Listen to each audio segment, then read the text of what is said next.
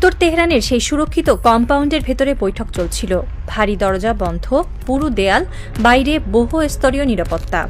টেবিলের উপর ছড়িয়েছিল মানচিত্র, সীমান্ত রেখা, আঞ্চলিক উত্তেজনার হিসাব, প্রতিরক্ষা প্রস্তুতির খসড়া। আয়াতুল্লাহ খামেনি মাথা নত করে কিছু বলছিলেন। পাশে শীর্ষ কর্মকর্তারা। ঘড়ির কাঁটা তখন রাত পেরিয়ে অন্য প্রহরে ঢুকছে, কিন্তু শহরের অন্য প্রান্তে অন্ধকারে একটি স্ক্রিনে একই সময় জ্বলছিল একটি নীল বিন্দু। লোকেশন লকড, সময় নিশ্চিত, উপস্থিতির তালিকা আপডেট।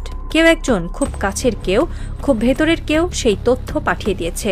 এটি অনুমান নয়, এটি অনুমেয়ও নয়, এটি ছিল নির্দিষ্ট তথ্য। খামেনি কখন মিটিং করবেন, কোথায় করবেন, কারা উপস্থিত থাকবেন, এই তথ্য বাইরের কোনো স্যাটেলাইট আন্দাজ করে পায় না। এই তথ্য দেয় বিশ্বাস, এই তথ্য দেয় ভেতরের মানুষ। তারপর আকাশে হালকা শব্দ, প্রথমে যেন দূরের গঞ্জন, তারপর হঠাৎ ছিঁড়ে যাওয়া বাতাসের চিৎকার। দেয়াল কেঁপে উঠল, কাঁচ ভাঙল, ধোঁয়া ছড়িয়ে গেল কক্ষের ভেতরে। আজানের সুর তখনও শুরু হয়নি, কিন্তু বিস্ফোরণের পর যে নীরবতা নেমে এলো তা আজানের আগে নীরবতার মতো নয়, তা ছিল মৃত্যুর আগমনী নীরবতা। খামেনি হয়তো শেষ মুহূর্তে বুঝেছিলেন এটি কেবল বাহিরের আঘাত নয়, এটি ছিল একটি সাজানো আঘাত, এটি তথ্য নির্ভর আঘাত। ধোঁয়ার ভেতর দিয়ে সাইরেন বাজতে শুরু করল। নিরাপত্তা বাহিনী দৌড়াচ্ছে, আহতদের সরানো হচ্ছে।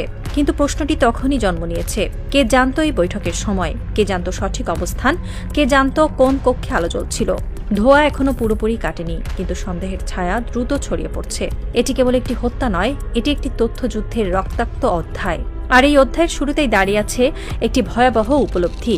ইসরায়েল ও আমেরিকা হয়তো ট্রিগার টেনেছে, কিন্তু ট্রিগারের সামনে লক্ষ্যবিন্দু এঁকে দিয়েছে একজন ভেতরের মানুষ।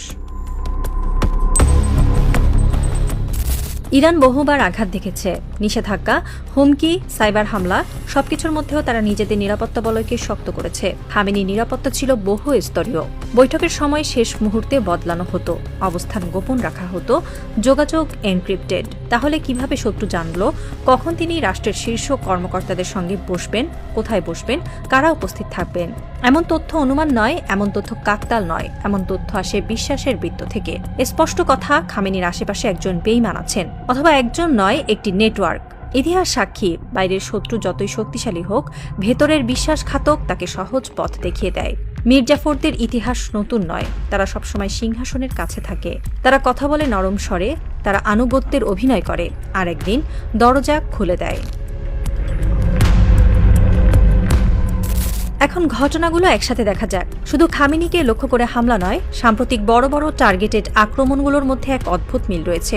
প্রতিটি গুরুত্বপূর্ণ ঘটনার সময় একজন ব্যক্তি উপস্থিত থেকেও অক্ষত